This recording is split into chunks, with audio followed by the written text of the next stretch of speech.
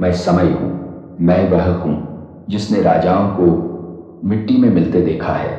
मैं वह हूं जिसने महायोद्धाओं को चिता की अग्नि में समाते देखा है। मैंने जन्म को उत्सव बनते देखा है और मृत्यु को एक नए मार्ग का प्रारंभ। किंतु मृत्यु क्या सचमुच अंत है या उसके बाद भी शेष रहता है एक ऐसा रहस्य जिसे जानकर मनुष्य का हृदय भय से भर उठता है। आज मैं तुम्हें उस रहस्य से परिचित कराऊंगा जिसके कारण सनातन परंपरा में कहा गया 13 दिन पूरे होने से पहले नहीं करनी चाहिए। क्यों?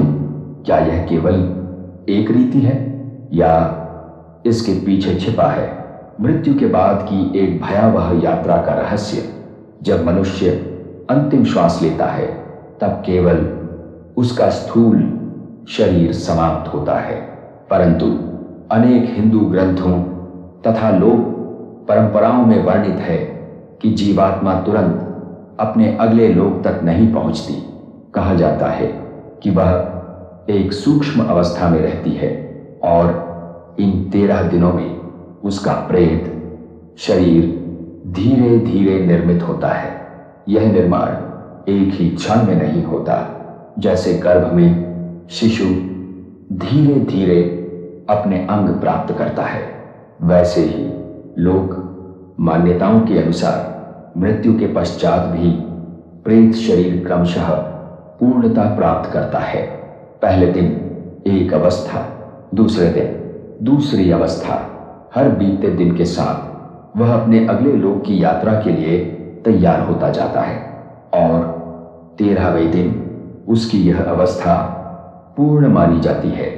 इसी कारण 13वीं का संस्कार केवल भोजन कराने की परंपरा नहीं है, यह उस आत्मा को अंतिम विदाई देने का प्रतीक है।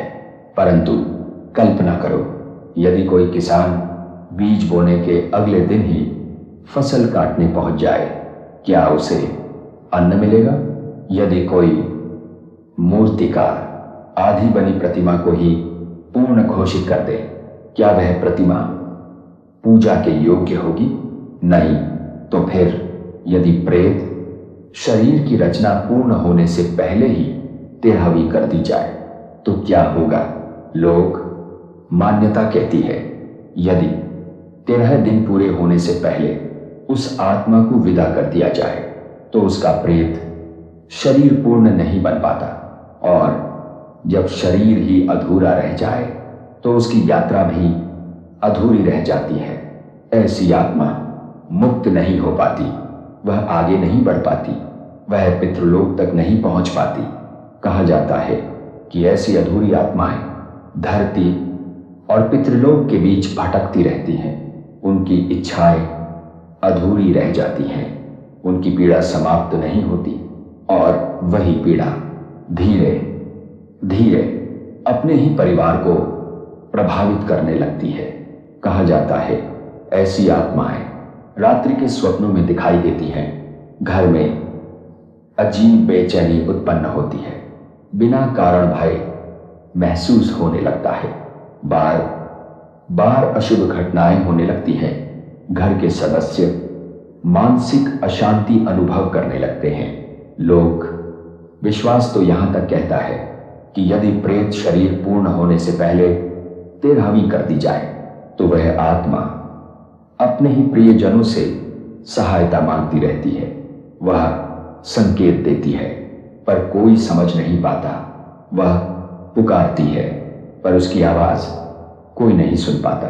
इसीलिए हमारे पूर्वजों ने 13 दिनों की प्रतीक्षा का विधान बनाया। इन 13 दिनों में प्रतिदिन तर्पण किया जाता है, पिंडदान किया जाता है, प्रार्थना की जाती है, दीप जलाया जाता है और उस आत्मा के लिए ईश्वर से मार्ग प्रशस्त करने की प्रार्थना की जाती है। 13वें दिन जब प्रेत शरीर की यात्रा पूर्ण मानी जाती है तभी उसे अंतिम विदाई दी जाती है।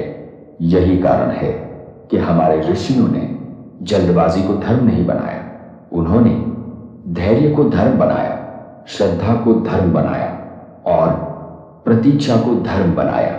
याद रखो, मृत्यु केवल शरीर का अंत है। आत्मा की यात्रा उससे भी आगे चलती है।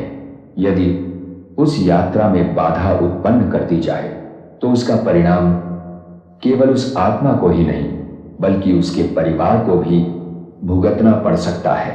यद्यपि विभिन्न क्षेत्रों और परंपराओं में मृत्यु संस्कारों की विधियां अलग अलग हो सकती हैं और सभी हिंदू समुदाय इन मान्यताओं को समान रूप से नहीं मानते, फिर भी अनेक परिवारों में यह लोक विश्वास आज भी श्रद्धा के साथ निभाया जाता है, क्योंकि पूर्वजों का सम्मान उनकी संपत्ति संभालने से नहीं बल्कि उनकी अंतिम यात्रा को पूर्ण सम्मान देने से होता है।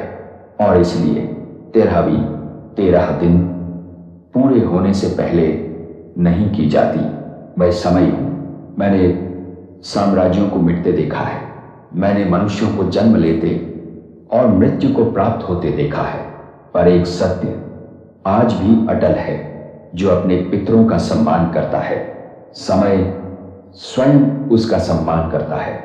मैं समय हूं।